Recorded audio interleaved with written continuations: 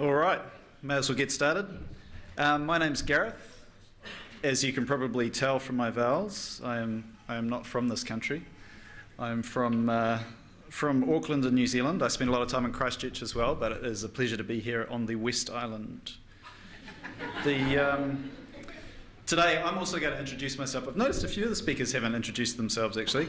I assume this is because we were told we weren't supposed to be pitching or trying to sell anything, so it's a kind of deliberate effort. I have nothing to sell really though, so I think it's okay that I talk about myself, and I, like the previous speaker, I do enjoy speaking about myself as well. I'm going to talk a little bit about the company I work for as well, because I realise most people won't know anything about it. It's not in the government space. It's an independent software vendor. So not only is it not government, it's also actually a software company. And I think we actually have a bit of a tough time, software companies, because often when we're represented in things like SFIA, it can be quite hard to match things to a very specific thing like software when a framework has been set up to deal with a very sort of general purpose set of IT skills. Nonetheless, I think we've been successful in actually doing that. Government, yeah, wow, sounds really hard. Like I've heard that, the people who are in government, you get spectacular benefits and things in Australia, but you deserve those from the sound of it. I wouldn't know what a union was if I fell over one, to be honest. I'm also going to talk a little bit about the software economy in New Zealand, or New Zealand's economy and the software industry there. I'm not sure if you're aware, but it's growing quite fast. And our stock exchange in New Zealand is actually, we've now got the Australian Stock Exchange kind of looking at us and thinking, gosh, what's going on there? Shouldn't we be doing something a little bit like that? We're enjoying a bit of success there. So I'll talk a little bit about that. But what I really want to talk about is young software people, and software people are usually young, or a lot of them are young. And I want to talk about leadership in particular and what that means for young software people. And a tool and a process that we've built based around SFIA and also another capability framework really, and then a little bit about what has and hasn't worked with that, because there've been some interesting challenges with it. But first about me. So that's not me, by the way, but this is a précis of my career so far. I started life as what I thought I was going to become, a rock star. It didn't work out. I was a miserable failure as a rock star, but I was, I suppose, what you call a late bloomer. So, I dropped out of high school early and I did all sorts of silly things and so on. But then I eventually found myself, and I went off to university and I did computer science and I loved it. And I went off and got a job at a company that specialises in making software for the corrugated packaging industry. So that's another thing that not many people know much about.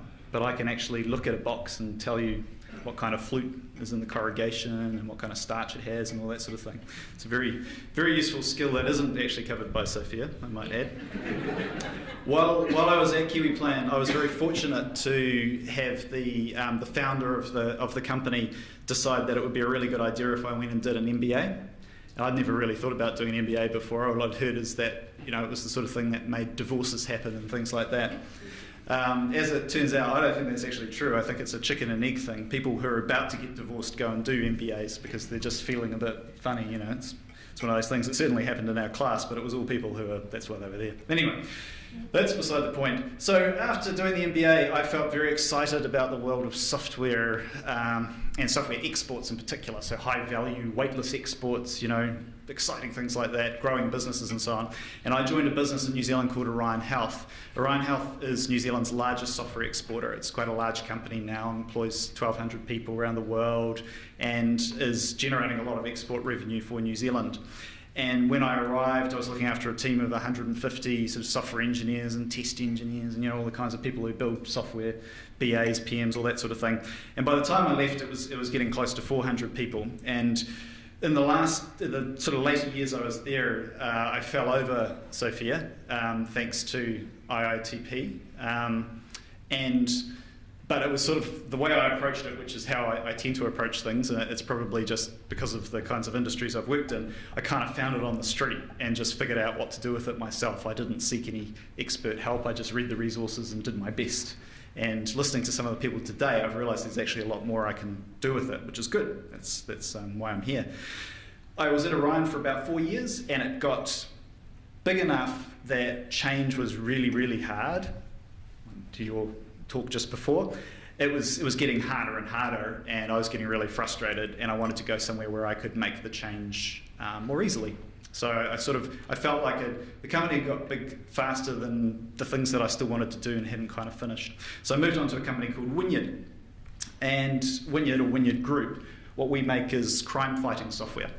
So Australian Federal Police are one of our big clients. They use our investigation platform, and they actually put it out through their gifting program through a lot of countries in Southeast Asia and other more difficult parts of the world. We have a specialisation in what is happening in crime. So crime is a massive growth industry. It's huge, right? I'm not suggesting that you get into it or anything, and I'm not getting into it either, because software is also huge, and you should all get into software because it's awesome. But crime is doing spectacularly well, and unfortunately it's getting more and more sophisticated. So like everything else in the world, right, it's the same. It gets more automated, it gets more sophisticated organisationally. They have some very good change management programs. You know, it's like there are some spectacular examples of awful stuff happening in the world thanks to very, very clever people doing crime. And the good thing about that from our perspective is that to be able to deal with those kinds of crimes, you actually need quite sophisticated software systems. So that's what our products do. So we use the same concepts of machine learning and statistics and mathematics and things that those evil marketing companies use to trick you into buying more things than you wanted when you visit Amazon or Google or whatever. We apply those same concepts to crime science. And so what we try to do is find connections between things that aren't obvious, let the computer find those connections, so that we can, instead of having the police pick up the guys on the street who just get replaced with more guys on the street, that we can actually find the connections back to the higher levels of the organisation and go after them instead. So we deal with things like human trafficking, drug trafficking, all those kinds of things. Yeah, lovely stuff. But it's a very noble cause, and that's one of the good things about it, is that it's a really good story to tell people when you're recruiting, because everyone really would like to work for something that means something, and it's nice to have that kind of meaning. A little bit about the economy, as I said. So these pictures to any New Zealander immediately resonate. One of those pictures, there's some guys in the background there pushing a big pallet of raw milk powder. And raw milk powder is one of our most significant exports. And so our entire country's economy pivots around the dairy price, the global dairy price. And it's always front page news if there's a slight movement in the global dairy price. And down the bottom there is a bunch of raw logs sitting on a wharf in Dunedin waiting for export. This is another bad thing, because of course what those logs do is they go off somewhere and they return as very high value, very beautiful furniture that's been created somewhere in Northern Europe, and we buy back at an enormous amount of money. And so that does very bad things for our economy. The little graph there, the squiggles, you can't see the numbers obviously, but you can see the general point. That's New Zealand's position from a GDP perspective in the OECD. So it's been declining since the 50s basically. That peak was in the 50s when we were selling lamb to the UK and butter to the UK and Europe and all that sort of thing. And it's just been steadily going downhill. And that quote there from one of our well-known business commentators here is he's basically saying we just can't keep on doing this over and over. This is another perspective on it. Down the bottom there are wine and tourism, which are very high-profile industries in New Zealand, as I'm sure most of you know. Most people who know New Zealand, the first thing they think of is the tourism aspect. Unfortunately, the kind of revenue per employee, which is what we're showing there on the y-axis, is very low for those industries. So while tourism is an enormous employer, it's an enormous employer of very low-value labour. So it doesn't do terribly much for the economy. When we get into our manufacturing exports, it gets a little bit higher. But at that level, that's the level we need to be able to, on average, to be able to sustain our current GDP per capita. So that's not very good. And then there's only a few companies that manage to squeak just above that. And above that break in the axis are a couple of interesting comparisons. So Samsung, despite having an enormous number of employees, managed to do 1.4 million per employee. And then right up the top there, Apple's just cracked 2.1, which is just, it's quite extraordinary. But the point is that there's no reason why countries like Australia and New Zealand can't do the same thing with software, because all it is taking ideas out of people's heads, turning them into products and exporting them. It's not actually a very big deal. Unfortunately, the sorts of things that get in our way, though, are the kinds of things that I'm trying to use SFIA and other things to fix. So Wynyard, we've got about 250 people globally.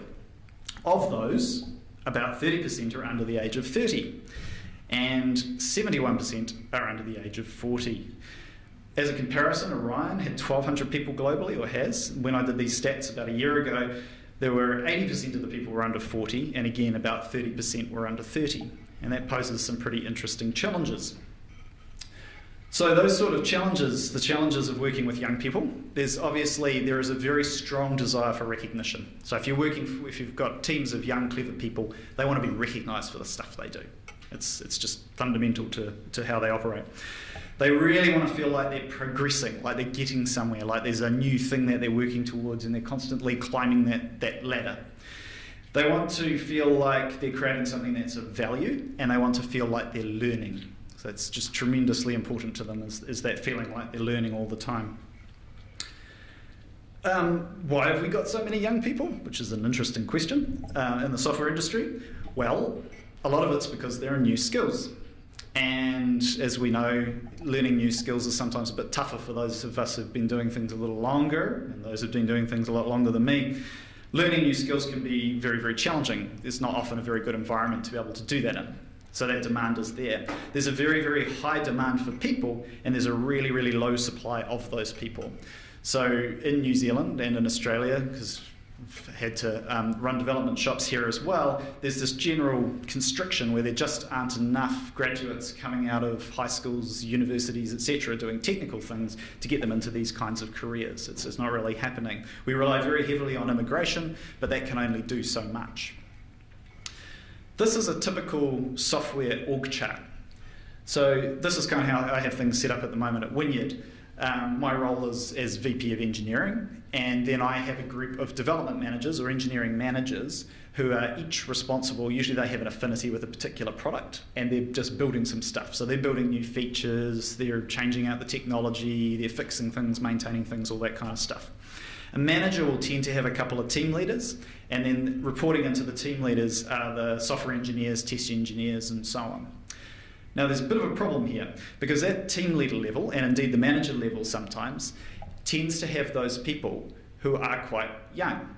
And that means they haven't been in the workforce terribly long, and they don't have a lot of experience.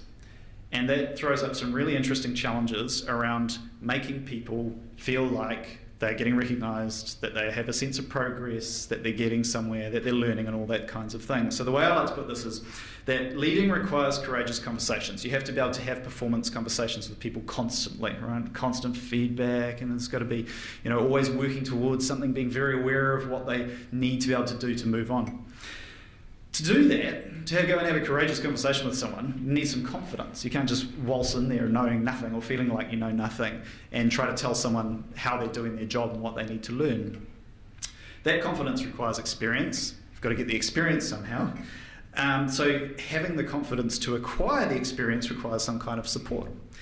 And I think that providing tools to these kinds of people, because remember, these are clever people, they're just inexperienced people. Providing them with the tools to help them have that confidence is a way that you can actually solve this problem. So another way I like to look at it is, I don't know if you've seen this meme before. I know some of you have, because I think I've used it before in a presentation. But anyway, this is a ship shipping ships. If you look closely, right up on top there are little boats on top of medium-sized boats on top of other boats. So the phrasing is quite important there. A ship shipping ships. I think it's been done by someone in the US who they're not fond of hyphens, so it makes it a little bit tough to read. But the way that I look at this is, what I'm doing is developing developers. And you'll notice I have used hyphens. It's very sensible. Now, normally I throw this slide up because people don't know what SFIA is, but I don't have that problem here, so I'm sure you all know exactly what this is. This is a small excerpt from version 5, and this is the bit where I say to someone, well, what SFIA is, why it's so amazing and why I really like it is, I'm a software guy. You can actually tell I'm a software guy. So you notice I don't tuck my shirt in, I wear jeans, but I'm not wearing a hoodie, I'm wearing a jacket. So I'm a software executive. But anyway, so SFIA is like a software library When we're developing software, we're very, very, very lazy, right? Software practitioners. The last thing we want to do is write code. Writing code is very hard. It's easy to make mistakes, and it takes a really, really long time. So the first thing you do when you need to make an application do something is go and find a library or a component that is going to do the job for you. And you just plumb it in. Now, when I saw SFIA, I was like, oh my God, this is brilliant. Because what this is it's essentially a software library that will allow me to generate skills profiles and job descriptions and all that sort of thing. Someone's done all the hard work. Because like most people, I've tried to write job descriptions from scratch. And it's an incredibly painful process, right? Especially when you start doing it over multiple levels. Because you look at one and you look at the other and you think, well, that kind of says the same thing. Maybe if I change that sentence. So I was very, very happy to see someone had done that. What I was disappointed about, though, was that it only covered professional skills. And there's that lovely little model at the front which says there's professional skills and there's experience and qualifications and there's behaviour. It's like, well, where's the behaviour? So there wasn't any. But fortunately, I had someone from the West Island working in my team. And he was ex-Department of Defence. So he'd been working in the Defence Signals Directorate. So, of course, I can't tell you his name or what he was doing or anything like that. But he said to me, you know, they've got this people capability framework. And it's kind of like just what you're showing me with SFIA, except it's all those skills you're missing. I was like, oh, fantastic, another thing. So this is published, this is in the public domain as well. I'm not quite sure what the licensing rules are, so don't tell anyone from Defence, but I'm only using it internally, I'm not selling it, there's no commercial gain. And what I did was map all of this stuff together. So this is my attempt to kind of show you the model. So what I do is I take a level and a role, so something like a senior software engineer. And I say, okay, what is the level for a senior software engineer? And actually I can show you, these are the basic paths here. So I've got a leadership track, I've got either a software support or test engineer track, and there's an architecture track. And I've given a general level to each of the traditional names that we tend to give those levels in New Zealand in particular. They're also pretty widely used here though as well. And so you've kind of got that progression of graduate, junior, intermediate, senior, principal. And that maps beautifully onto the SFIA descriptions of follow, apply, enable, and so on. You know, it works very well. And what I say is, okay, so a senior software engineer, the general level for that is 4. So what I do is I take the generic definition of the level, so the autonomy, business skills, influence, complexity, for level 4, and I take the stuff out of the people capability framework that the DSD have for the behavioural skills and map all of that to level 4. And then I take specific skills that make sense for that particular role and I treat them as hurdles, and then I set them based on the text in the actual SFIA description. And this, I say this like I did this sitting down one afternoon or something, but actually this was a very long process that I did during the latter time I was at Orion in conjunction with a lot of my team. So I had my managers working with like working groups who'd work together and they'd validate it and they'd go back to their teams and say, what do you think? Does this make sense for a junior? And all that sort of thing. And so we eventually got ourselves a matrix of all of these things. So the point here is that for a senior software engineer, the generic definition and the PCP, the PCF that should really say, behavioural stuff is fixed at 4, but we will pick and mix different levels of different skills depending on the specific kind of role that we're talking about. Okay, so what we end up with is something that looks a bit like this, which is obviously an Excel spreadsheet. Across the top there, we've got the generic level at the beginning, and then we've got each one of the SFIA skills after that. I should also say I ended up having to consolidate the Defence Signals Directorate stuff because there were about 24 skill areas. And by the time I added those onto the SFIA skills, we were talking like it was a very big spreadsheet and people were getting confused. So I actually rolled them back to 7. And I think they still make sense with those 7, but yeah, you can decide.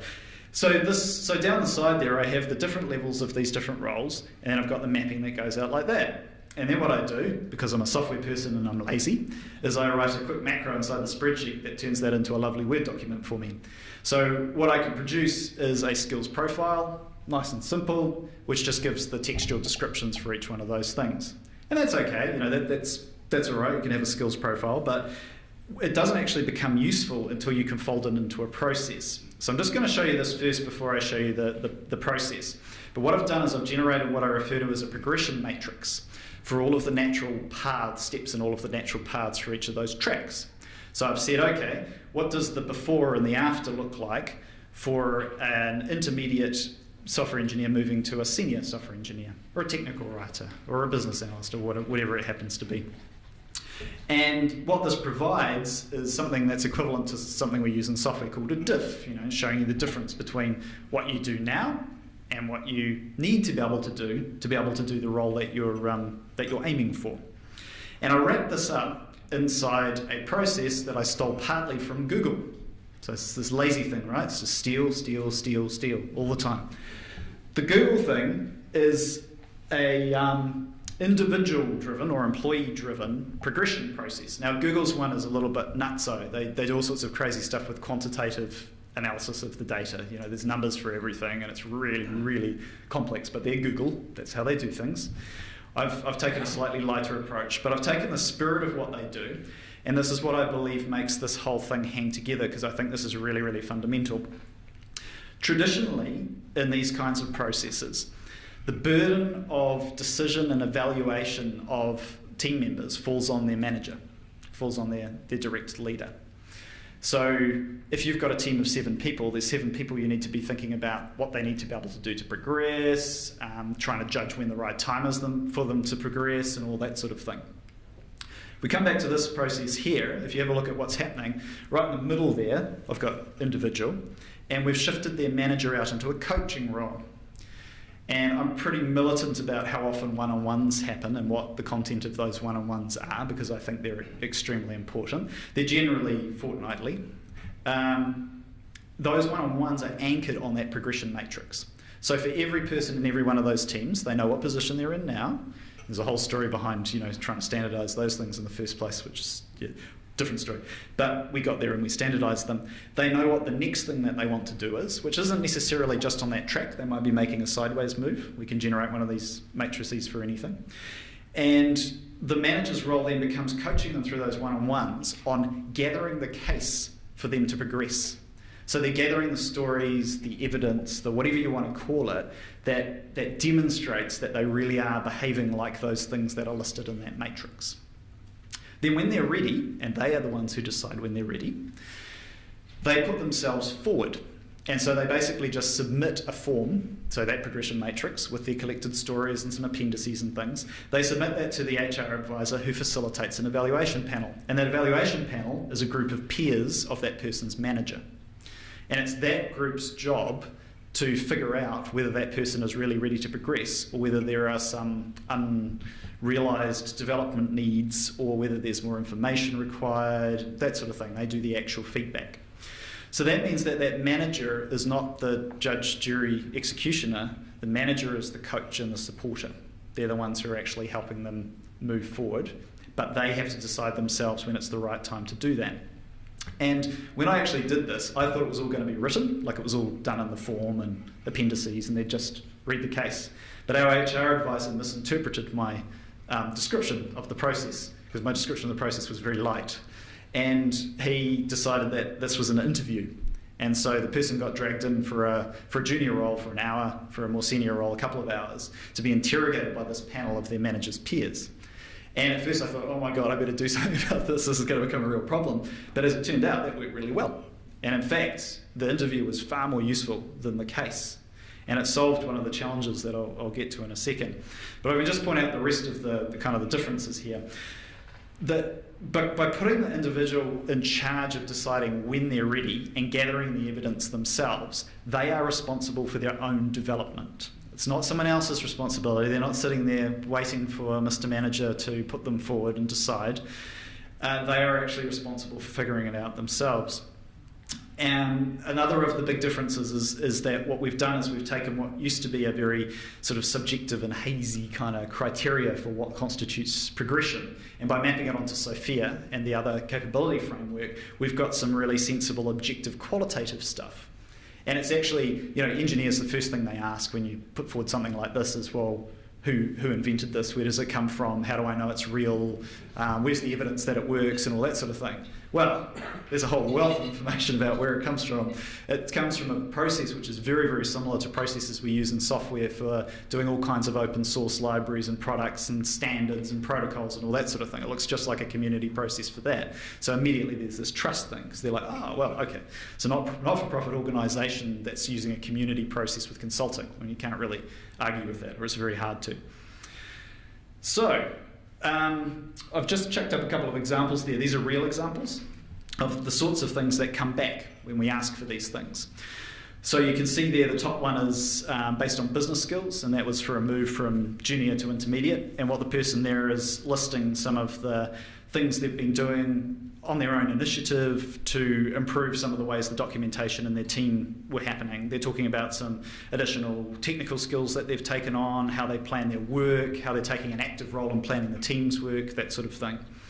For that testing one there, they've listed a whole bunch of tools they're using and the fact that they're doing things on their own, because obviously there's this whole business of a move from junior to intermediate, which is in SFIA terms is from level 2 to 3, is really about autonomy. It's about someone becoming autonomous in the way that they do things. And so those examples there are all pointing to that. The third one there, you can see that they've done the sorts of things we would suggest in a development plan if we were concerned that they weren't meeting that next hurdle that they were keen to get to. So they've said, I've completed a security course with Laura Bell. So Laura's an instructor in security awareness, software security awareness. And that's the sort of stuff that comes back, but then obviously it's the interview where it gets probed to check that they really do understand the sorts of things that they're talking about then. So anyway, it hasn't been without problems. I thought these would be interesting to share. They're not all completely solved. The degree to which the evaluation panel knows the person and their work is actually a big factor, because if you were a complete stranger to that evaluation panel, they're obviously a little bit less likely to go, oh yeah, that person, oh yeah, they're awesome, I've seen them in action there, they're very, very good, they should definitely move forward. So it can be quite tricky. They actually have to do a lot more interrogating and probing to get to the real, the essence of what they're trying to determine. We had a lot of trouble with the balance between the written detail and the verbal presentation at first. People were going to crazy lengths to fill out that form. It was getting huge. There was excruciating detail because they weren't hearing the message right. They'd hear that they hadn't quite covered things. And so, right, well, I obviously need more volume in my text. That will solve it. So correcting that was a bit of a problem. Related to that is that variation in people's ability to present themselves. It's like a job interview, right? Some people are very, very good at this naturally. They've had good fortune of learning how. Some people are not. And ironically, of course, that's a skill that needs developing. So ironic or not, I don't know, maybe the skill needs to be developed really before they can even move to the sorts of levels where this becomes a problem. The other problem I've had is a direct manager disagreeing strongly with the panel's opinion. So where the panel's come back and said, no, that person's not ready to progress, they need to do this, this, this, and their manager is adamant that they are ready, and the panel just don't know what they're talking about and don't understand leadership. I've had that kind of argument. So that is, that's my problem, because this is my team who get up to these sorts of things. But there's an advantage in that it brings things to the surface that have been kind of lying there unnoticed. The fact that there isn't a consistent understanding of what it means to be able to be at these different levels and these different roles in the organisation. So that's actually a really helpful thing to bring up. And yeah, people have different expectations, right? Their interpretation of what that expectation is can be very different to one of their peers' interpretations. There's some other challenges to this. This is a well-known one from the Google experiment with the process, with the individual-driven progression. Sheryl Sandberg talks about it in her book, and that's the differences in willingness to put yourself forward. And we were alluding to this before, actually, with the difference between software engineers and at AFP talking about their own skills versus a BA or, heaven forbid, a salesperson, right? Salesperson's going to have a very different kind of opinion of their own ability than your average software engineer. Software engineers are very cynical. Oh, it was good, but it wasn't that good. Could be better. It'll be better next time. I really needed more time, etc., etc., etc. The lean-in effect, in particular with gender, is that women in general are much less likely to put themselves forward for promotion than men will. In Google, they actually resolved this one successfully by publishing publicly to everyone the stats on how many men and women were putting themselves forward. And that was actually sufficient to trigger for all the female staff members to realise that, hey, we're missing the train here. It's time to actually start doing something and support each other in doing that as well. But that obviously has to be a conscious thing that the leaders have to be very, very aware of.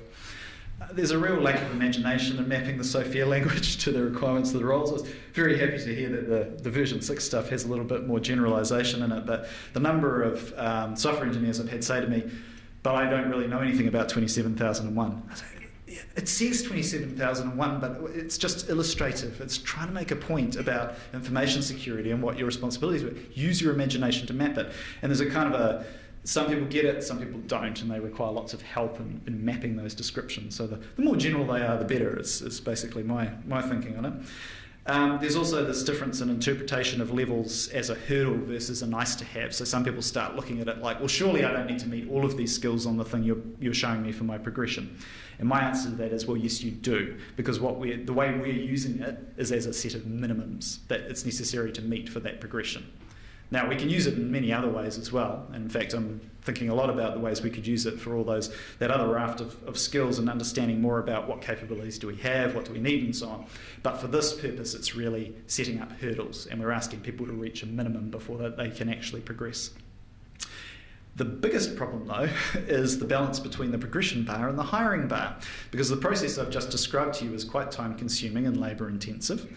It takes quite a lot of elapsed time to get to the point of someone preparing their case, for them to have that meeting, that interview, maybe a second interview. The whole thing is quite long. We don't have the luxury of that when we're hiring. Hiring tends to happen in very short time frames under pressure. So we're using very different criteria for judging people coming into the organisation at these levels to the ones we're using for this progression thing. So I haven't solved that one yet. I think I want to introduce the same approach of the hurdles when we're interviewing, but trying to turn that into something slick enough to be able to fold into a recruitment process could be pretty challenging, especially in our market where if you sit around for 3 days, the person's gone because they've gone to another company who got there faster. It's kind of first to offer tends to win in the software market. Last thing, just what's next, when I'm thinking about next, the dimension that hasn't been covered there, other than the skills and the behaviour, is that expertise and knowledge dimension. And I was thinking actually this morning when Scott McLeod was talking that some of the things he was referring to as skills sounded more to me like they were on a expertise or knowledge sort of rubric kind of thing. I would like to fold that into it so that we have a sort of sets of expertise that are minimums for certain levels and things, and for progression as well.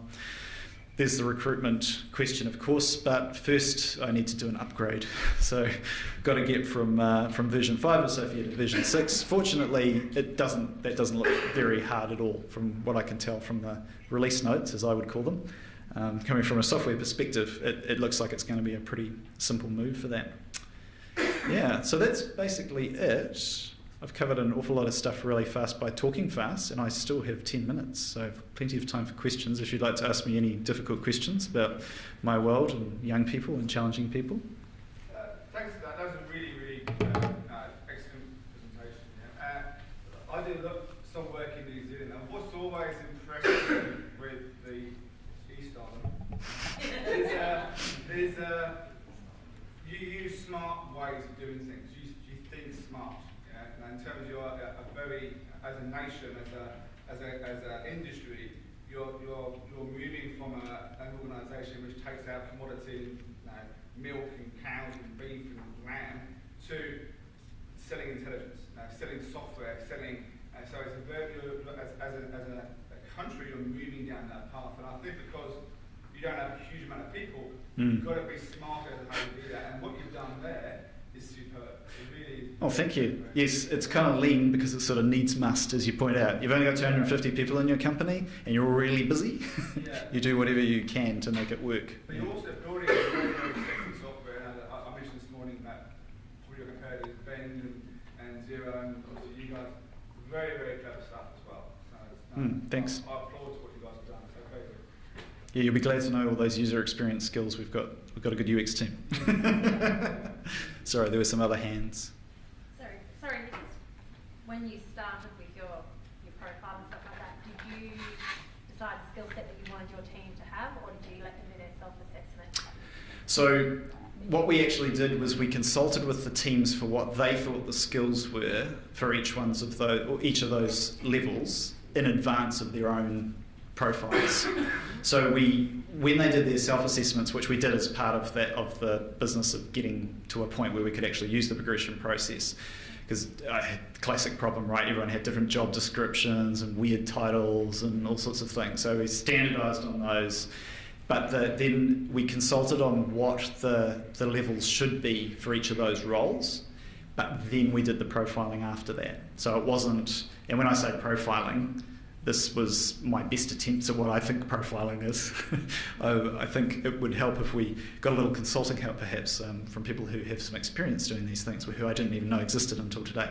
But we just kind of did our best and interpreted the language as best we could. And we let people do self-assessments against those profiles, but they were the ones in the first place who decided what those constituted. And the only real hurdle there was where we had a whole group of people who'd been set at far too high a level. There's a whole piece I haven't addressed here, which is the REM, right? So there's a remuneration element to it. I've linked all of those levels to bands. And so we used Mercer to do some sensible research and things, but those companies, I always find with the research companies, they give you some stuff, you go, that's not really good enough, you've forgotten this and this and this, and they come back with wider bands, and then wider bands, and then they start overlapping, and you're like, well, why have we even got bands?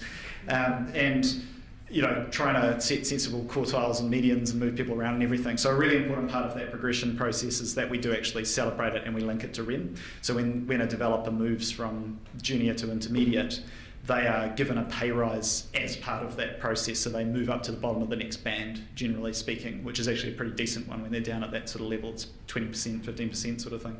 And it happens at that time, not as part of an annual pay review. Yep. And then we publish the fact that they've been promoted, so that becomes a really important part of the whole recognition thing, which is addressing those earlier issues. Anything else?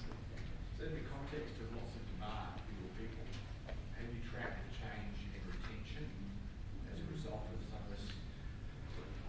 So how's it impacted? The interesting point that we'll measure this at is we did an engagement survey sort of about 3/4 of the way through last year, and we're due to do it again now. So over the next few weeks, we'll be doing another engagement survey. And one of the classic topics that always come up, other than the poor performance outside my team isn't addressed properly, which is always at the top, right? Yeah, our team's awesome, but everyone else, I don't know why they're still here. The other topic that always comes up is I don't really understand what I need to do my job, or what I need to do to be promoted, sort of thing. I'm hoping that we'll see a shift in the attitude from that. Retention's a bit tougher because it's only a small group of people and there are so many factors that drive the retention. The retention's been pretty steady, actually. We're pretty lucky, I think, with that, because there is an element of luck. We've got all sorts of stuff going on. I've never seen so many successful counter offers and things that are going on at the moment. This is a very tight market. Yeah. All right. I'll leave it there then. Thank you very much.